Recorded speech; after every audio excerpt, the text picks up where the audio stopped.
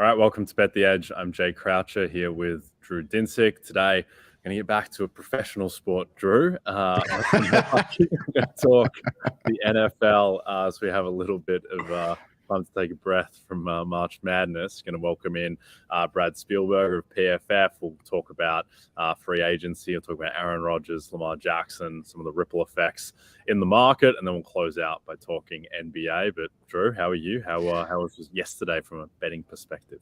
I think everything went fine yesterday, except kind of equity positions that I have in a couple of important markets that I am very, very, very, very nervous about, i.e. Coach of the Year and Mike Brown, who put together one of the least impressive first half in coaching that I've seen of anyone all year. I'm still very nervous that goes down. I went back and actually did the accounting because I knew I had some big positions on that preseason, and I was like, he's like the minus 1,200. This is starting to get like real. And yeah, I'm holding 80-1, 60-1, 50-1 on him, and I am very, very, very nervous that he's going to find his way out of the conversation in the same way that happened with the Eagles and Nick Sirianni, where, if you're not finishing the season strong, then you're giving the voters an opportunity to pick someone else, even though this would snap the longest streak in professional sports of a team not making the playoffs. The Kings this year, who are already effectively in. So that was my night last night, was hoping somehow, some way they could come back and close against the Jazz, which they could not.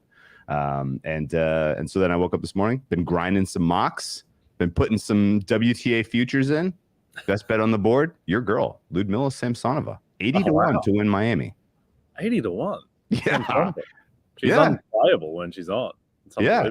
And she's in a quarter with Coco Gauff and Jess Pegula, who I don't know if you noticed, haven't been playing especially well.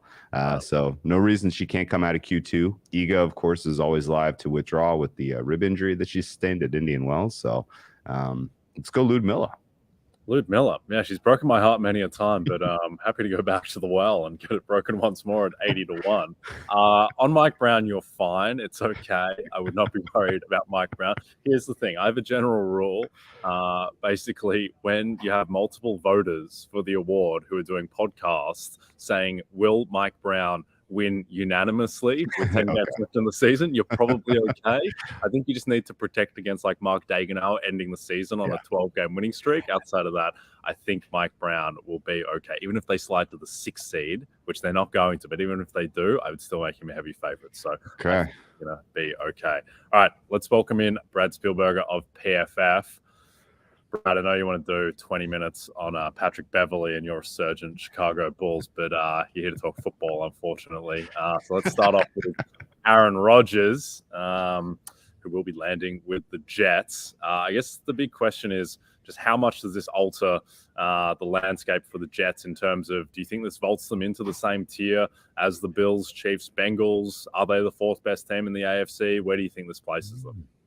Yeah, I really think it does. I think they had below replacement level play at quarterback last year. It's not like he's replacing, some solid average journeyman type guy. He's replacing guys that are fringe NFL players. For Zach Wilson's case, maybe not an NFL player, at least as of right now. So, great young defense, good core on offense of young players. Also, if they can get healthy on the offensive line, should be better up front than they were last year. Obviously, you get a Breece Hall back healthy. I think they are in that conversation, top 3 or 4 teams in the AFC. Obviously, a gauntlet of an AFC East now with Miami loading up, with the Bills getting better. The Patriots always going to be the Patriots, but I think they become a Super Bowl contender with Aaron Rodgers.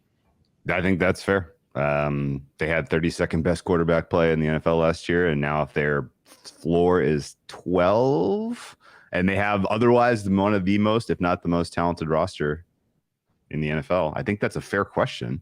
Outside of Aaron Rodgers, is the 2 through 52, 2 through 53, considering some of the the attrition to Philadelphia and some of the other key roster shakeups that we've seen through free agency, or are the Jets number 1? It's a fair argument. It's a good question. I mean, also because like a guy like Jermaine Johnson, their 1st-round pick last year, their 3rd first-round pick, but, did not play much, was more of a rotational guy. But if he gets better and takes that step, like Sauce Gardner could become even better, which is kind of a scary thought. You still had the 13th overall pick this year. Yeah, if Mekhi Becton gets back healthy, I know he's posting pictures of him looking slim. Like, they could be in that conversation for remove quarterback. Obviously, with Rodgers, you have the quarterback, but I think they are in that conversation. Yep.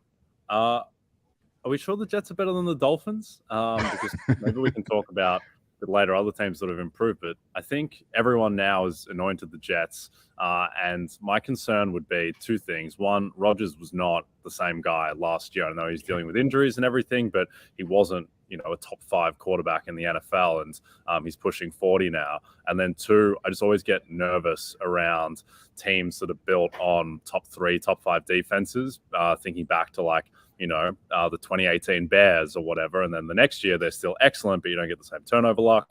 And defense is just a lot less stable than offense. And meanwhile, a team like Miami, which I think, also went through turmoil at the quarterback position, is now just completely loaded on defense and should have, probably more health on offense, just relative to what happened last year with, Tyreek Hill was dealing with injuries, Teron Armstead, Tua, obviously. Do you think people are sleeping on the Dolphins a little bit in the AFC East, Brad? I do. I think that is my favorite. If you're going to make a bet on the AFC East division futures, we bet that a couple of weeks ago. So before Jalen Ramsey, I think David Long is an underrated signing as an off-ball linebacker too, especially for the price they got him at. Deshaun Elliott, honestly, a good safety for them as well. I think Vic Fangio is going to do some incredible things with all the talent there. So I still think they're probably the best value if you wanted to bet this division. You are kind of betting on a healthier Tua Tagovailoa. Like you said, Armstead maybe missing a little bit less time. I think he's always going to miss a couple games now in his career, but I do. I think they are going under the radar a little bit. They could easily win this division. I think my biggest takeaway is Buffalo shouldn't be around an even money bet. I like Buffalo. I get why they are. I just don't think they're that good in this division to be around, even money. So Buffalo, no, is the play in the AFC East. I like that as just sort of a way to kind of close this, because certainly, if Aaron Rodgers goes from 10-12 to 4-5 because of a renewed, renewed spirit, like, hey, I'm going to prove something, then the Jets win may be going away. And if the Dolphins stay healthy, this could be a 2-3 team race where Buffalo is the third. I don't think anyone expects the Patriots to make any, absolute world shocking moves here and, launch themselves into the conversation, but they got the best coach in the division. So it's, this is definitely a decent opportunity to bet against Buffalo in the AFC broadly, because they have not had an especially good offseason from what I can tell you. Haven't really addressed any of the key issues. And they lost their defensive coordinator, who was pretty, important stalwart piece. And now, McDermott has to basically pick up that role on top of being the head coach. And, that doesn't always go well. So I think, the AFC East is going to be fun to talk about all off season long. And the AFC, more broadly, much more talent at the quarterback position across the conference than anything you have in the NFC. And a lot of the key question that I had about the futures market was, will Lamar Jackson go to the NFC? So far, it looks like everybody is content letting him go back to the Ravens for an undermarket deal for 1 year and play it out.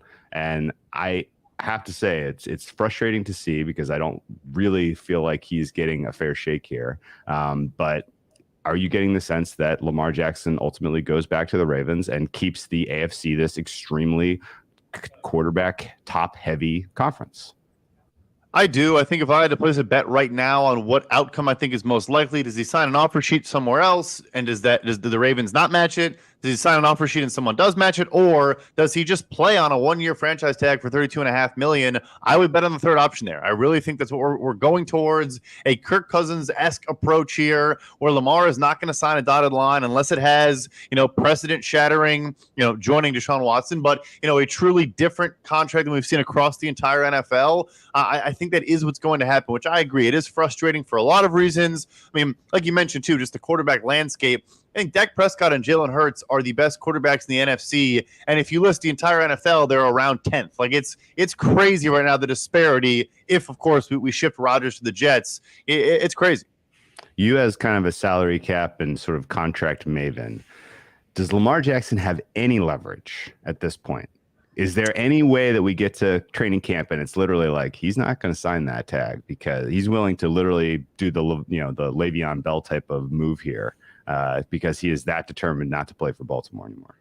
That is one big piece, is that if you don't sign the franchise tag, and I imagine he's not going to sign it anytime soon, you can skip off-season activities and not get fined. You avoid what they've made more substantial fines. And so I do think he will exert that leverage. If the report from Chris Mortensen is true at ESPN from last offseason, which I believe it is, he's not really in the business of putting out kind of like shaky info. That part of the contract offered from Baltimore was kind of like a lot of money tied to workout bonuses and being there in the off season and all those things. I think they've had issues in the past of him not being there, from day one and going to every single practice and being super, super involved in off season activities. So yeah, the leverage would be, I'm not going to show up until literally the day before week 1. I'll have no reps in practice and camp and all those things, and we might, lose a couple games to start the year because I'm not there. I don't think he goes full Le'Veon Bell and doesn't play, but I do think he would exert that leverage of, I'm no chemistry and no rhythm, and basically, pull Shaquille O'Neal, and week 1 is my preseason, so to speak. Yeah, and right now, as you can see on the screen, the Ravens are 15-1 to win the AFC. If it starts to trend in the direction where Lamar is absolutely coming back, and the market doesn't adjust, I would think that 15-1 on the Ravens would be a decent bet, just with how close they were last year. Think about how they played against the Bengals without Lamar. That defense, I think, is good enough. And then you add Lamar, and they've still got some cap space as well. Last thing on the AFC. Firstly, Brad, I think you have to give real thought to changing your Twitter handle to @ContractMaven, as kind of highlighted before. It's a keeper. And then secondly, is there another team in the AFC that you think's done an under-the-radar good job this offseason that makes them an interesting bet for a division or even the outright?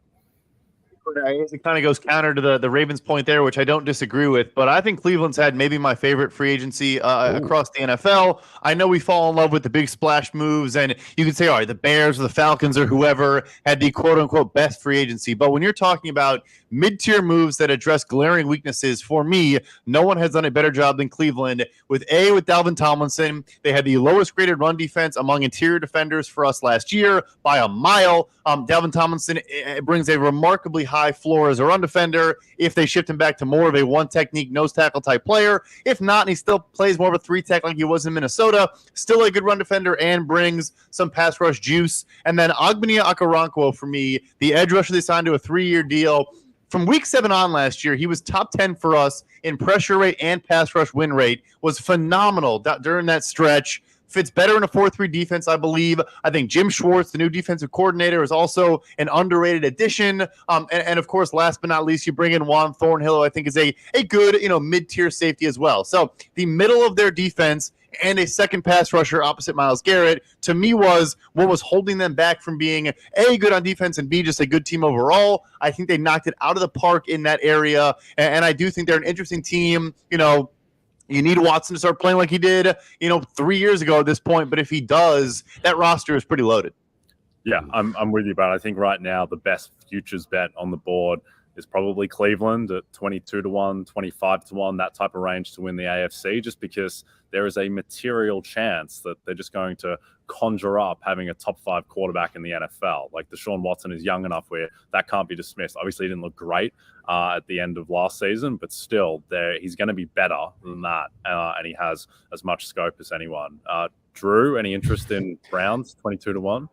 No, you guys can have it all. Okay, yeah, right.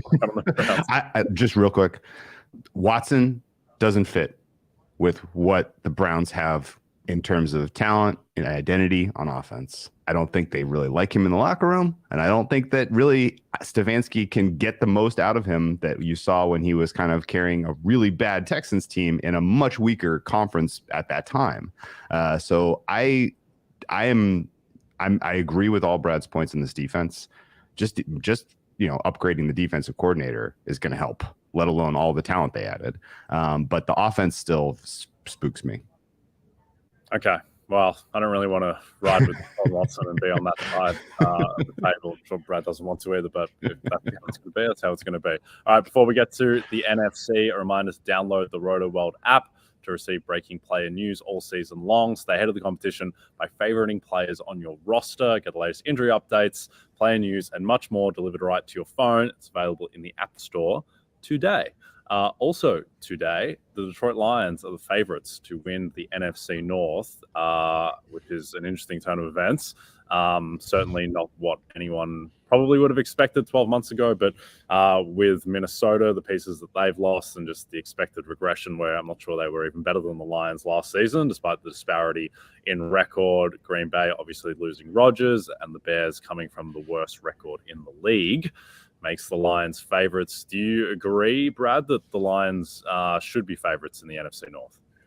Absolutely. Probably one of my favorite free agencies in the NFC side of the ball. Address again, their biggest weakness was their cornerbacks. You get Cameron Sutton, who is a good player, inside-outside flexibility. I think the Emmanuel Mosley signing is underrated. Tore his ACL last year, but I think was playing his way into a fairly sizable 10, 12, 13 million per year contract as a really good outside corner. So like both of those moves, obviously you get Chauncey Gardner-Johnson recently on the 1-year flyer, came up in the NFL with DC Aaron Glenn, in New Orleans. So, fix that back end. I think they can do a lot now.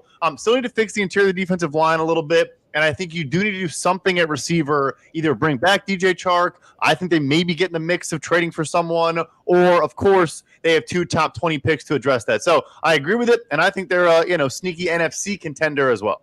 Can I? Yeah. You right at the end there, you snuck it in. I was going to say, can I sell you some Lions NFC? But because when they finished the season last year, they were power rated the 3rd best team in the NFC, period.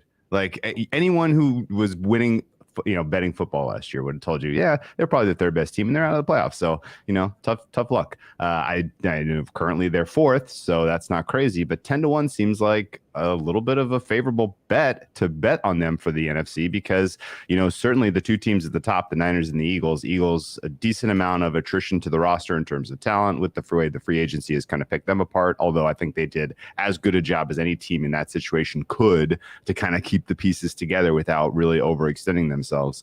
And then the Niners are an enormous question mark at the quarterback position, which I don't know exactly how you can be favorites to win your conference if we don't really know if you're going to have quarterback play that's at the NFL level. So, the Lions to me should be flipped with the Cowboys because I like their overall depth and their talent more than I like the Cowboys in terms of just the balance of the roster.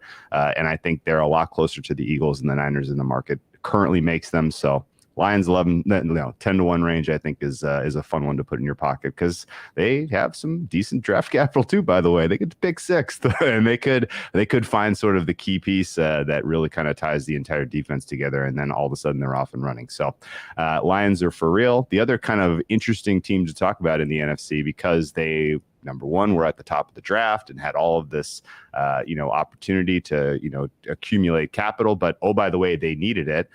They had all of this, room in terms of, room against the cap. And, oh, by the way, they needed it because they have no talent on that roster, was the Chicago Bears. And they spent, interestingly, some people I've heard make very strong cases that, hey, they really upgraded across almost their entire, kind of key portions of their, their roster. But, what is your general read on the Bears? Do you think that the way that they deployed their capital was correct? And outside of the move of basically robbing the, Panthers of their future, have they made any moves that really stood out to you in the free agency period so far? Yeah, it's been an interesting approach. I do think getting DJ Moore in a trade is as good of a move as you could have made this entire offseason for Chicago. I think not only adding a DJ Moore, but I think we lose sometimes. Like Philadelphia bringing in A.J. Brown wasn't just about adding A.J. Brown. It was also about making Devontae Smith a number 2 receiver. So now, look, I like Darnell Mooney, Chase Claypool, but when those guys have a reduced role and are not, relied upon to be so productive, it makes them better as well. So that was a slam dunk. I love that, 100%. The free agency moves have been interesting. I like adding a good outside zone guard and Nate Davis to that offense. I know you could argue Tevin Jenkins might be the best offensive lineman they already had, and they play the same position. So kind of, interesting move there. Still don't have a right tackle. On defense, look, I think TJ Edwards was a value signing, a great signing. Edmonds was obviously very expensive. People are questioning why not just sign Roquan Smith. That's a whole different conversation. But for me, I don't care if you have Brian Urlacher and Mike Singletary back there. This is still probably the worst defensive line in the NFL. So that to me is interesting. They have the draft. They have, I think, 4 top 65 picks. They can address it, but I found that a little bit strange. Yeah, I'm all in on the Bears, Brad. Your Bears. I've staked my good name to them, or my average to mediocre name to the Chicago Bears. I think that they have. I mean, just in terms of just upside with Fields gives you immense upside. I still don't think we've seen the full realization of him as a passer in the league. In terms of how accurate he was in college versus what he's shown in the pros. And then the flip side of the Jets and concerns about them is that, defense is not stable year to year. You can fluke your way into a mid-tier defense with turnover luck. And so I think that the Bears, yes, the defensive line is terrible, but I mean, now their linebacking core is solid, which is probably the least important part of your football team, arguably, but still it's solid. And the safety play between Jackson and Briscoe, I think, will be strong as well. So corner and defensive line not as good, but I think that you add all that up, and my biggest bet so far has been on Matt Eberflus to win Coach of the Year at 20-1. That price is gone now, but there's still, I think, some 15-1 out there. And if you just do the math of like their plus 300 range to win their division, so 1 in 4 chance approximately, and then if they win their division, going from the worst record in football, then Matt Eberflus is, to me, much more than a 1 in 4 chance to win Coach of the Year, particularly playing in a big market. So, look, I don't think the Bears will win their division, but I do think they have scope to potentially back into, 10-7, which might be enough to win the NFC North if a few things break right. That was 9-6-1 was good enough to win it for Brian Daboll last year. So big market. Chicago's obviously a big market. And oh, by the way, Eberflus, he made some very interesting moves as a coach last year that kind of gave you some sign that like there was something, some things were clicking despite all of the losing, which actually, of course, helped the franchise. Jay, if you plant your flag in the Bears, what do you want to see them do with their number 9 pick in the draft? Would you rather they go D-line, or do you want them to get protection for Fields so that you can see what he looks like throwing the ball down the field? Well, I mean, looking at the PFF grades now of their offensive line, we've got 4 out of the 5 guys are above average. And in Jenkins, we've got 1 elite lineman, I think. So I think the offensive line is probably, it's going to be much better than it was last year, particularly with, adding Nate Davis. I think that's a big deal. Yeah, they need a pass rusher. If they don't get a pass rusher, then I think they're in a bit of trouble. But that's where I'd like to see them go, is to upgrade the pass rush with that 9th pick. For some reason, Brad, producer Adam Wise has snuck in a question about the Atlanta Falcons into the NFC section. So let's talk about them. What are your impressions of how the Falcons have built their roster this offseason? I think they've also done a good job. I think they've kind of to an extreme. Look, the defensive coordinator is former Saints defensive line coach Ryan Nielsen. So you sign David Onyemata. You bring in Caden Ellis, who played 600 snaps last year. Before that, had played about 200 total. And you give him one of the biggest contracts for a linebacker the entire offseason. I think he's a very good player. He's kind of one of those Sam-type backers that can rush the passer. Did a very good job of that last year. But, to a degree, it's also you're just paying a bunch of guys you're comfortable with, and I wonder how that goes. But I like bringing back Lorenzo Carter. I like the splash with Jesse Bates in the back end. I think they fix the defense. If the offense can get better, can get healthier, keeping both guys in Chris Lindstrom and Caleb McGarry, I think is a good move. So, another team in that awful NFC South, they're a potentially interesting bet if you believe in Desmond Ridder, if you think they're a dark horse to trade up and get a quarterback at 3 maybe, or even just sit there and get one at 8. People are falling in love with the Panthers for some reason. I still think their roster is just awful in a lot of play, and have the worst weaponry in the entire NFL, arguably. So they're interesting. I think it's probably the Saints division to lose, but I think Atlanta did pretty well. The thing that is interesting to me about their decision making, right? Because they could have been the team that stole Lamar Jackson. They had the room. If they didn't feel like they had anything in Ridder, they could have been like, well, we're going to go this way. And, we're just going to get the best quarterback and we'll win some division titles. Maybe we'll win a conference. We'll see. Instead, it looks like they are trying to emulate and replicate what the Eagles did, which is just like, let's just put our chips on the table and see if we have anything with Desmond Ridder, who we got at sort of a later round value. And so they must see something in-house with what they've gotten out of Ridder so far that they believe that with a full year of him starting, they can do better. And obviously, as you mentioned, the NFC South is so weak that it wouldn't be shocking if ultimately they won with this roster. You mentioned the Panthers having some holes, and I think we all everyone in the universe recognizes that quarterback is the biggest of those. Do you have a read on how the number one pick overall breaks? There's obviously lots of mocks out there that have Stroud, equal number that have Young, and I think there's definitely some case to be made that Stroud fits better with Frank Reich, and there's some case that maybe the Panthers are floating Young because they want to try to recoup some of their losses by swapping with Houston because they know Houston, or they assume Houston likes Young. Am I anywhere on the right track here with kind of reading the tea leaves, or do you have a different point of view on how the number one pick breaks? No, I think you nailed it. I think it is genuine when they're trying to look. I think it is just one team they're talking to, and it's Houston, trying to convince them to come up to number one. I don't think they're going to go any further than that. But I think they would take either Stroud or Young. I think they like both of those guys a ton, and they both did well in Indy on the whiteboard and interviews, and also, of course, everyone kind of raved about Stroud's accuracy in his throwing session, which kind of funny, but still, it was very good, and those things do matter. So I do think it's genuine that they would go back down to 2 if they can convince Houston, you're not going to get Bryce Young unless you come up with us. But end of the day, if I had to bet it, I still would lean towards CJ Stroud as being that pick. But I guess I'm saying that's my bet right now. There's probably value, though, on betting Bryce Young. I think it's around plus 250. It's worth the flyer. I have a ticket right now for CJ Stroud plus 330, and then I bet Bryce Young plus 300 immediately after the trade when the market's flipped, because I think it could be either guy. Yeah, I think Bryce Young is going 1, and I don't really understand this price based off of what I've heard. So I would be betting Bryce Young at plus 225. Brad, thanks so much for joining us. Can you tell people what you're working on at the moment? Yeah, of course. Thanks for having me as always. On PFF.com, I know free agency is kind of winding down, but we still have our top 100 remaining free agents. We've graded every single move, every team grade, all that stuff. So come check that out. And of course, it's about to be draft season. Yep, absolutely. And good luck to the Chicago Bulls playing much better for you. Hopefully they can make the playoffs. All right. Thanks, Brad. Appreciate it. Thank you, guys. Cool. All right. Before we talk more about the Bulls and the association, baseball season, Drew, is around the corner. New season, new rules, new stars. So you can pair all of that with the Rotoworld Baseball Draft Guide, get all the player profiles, rankings, and projections. You need to hit your draft out of the park. Go to NBCSportsEdge.com/draft guide and use code PENNA25 to save 25% at checkout.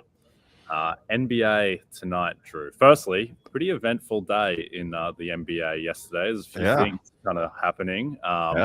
Tweeted about this, but I would be very vigilant on the James Harden foot injury, which we were talking about before we got on here. Harden's missed 2 games in the past 2 weeks with a left foot injury. He strained his right foot and missed a month because of that earlier, but he's got this left foot thing now, and he aggravated it last night and was basically limping the rest of the game. Was 2 of 14 from the floor. They ran the entire late game offense through Maxey and Embiid. Harden couldn't do anything. Harden's out for a while. That changes the East, changes the division odds. Do not bet on the Sixers Atlantic division right now until you have clarity on that. And it changes the MVP race as well. So, I mean, what do you make of Philly at the moment? Well, obviously, the MVP race is the one that you can capitalize on, I think, the most aggressively. Yes. Philly had a very, very tough test ahead of them in the blind with a healthy Harden, and now they have potentially that same test without him. And while surely the lion's share of the offense now goes to Embiid, and he could put up numbers that are going to make your head spin over the next couple of weeks, but it could be in a losing effort like last night. Last night was one of their easiest games remaining on their schedule, Jay. It was the easiest. They lost. It was the easiest, and they lost. This team is going to have a very, very tough rest of March and April. And at that point, if they slide out of the 3 seed into the 4 seed, Embiid getting the MVP is going to be extremely, extremely tough. I know that he's like, it's a vibes kind of deal right now where people just feel like he's been due for it for 3 years and he's finally gonna get it. But, Giannis is coming.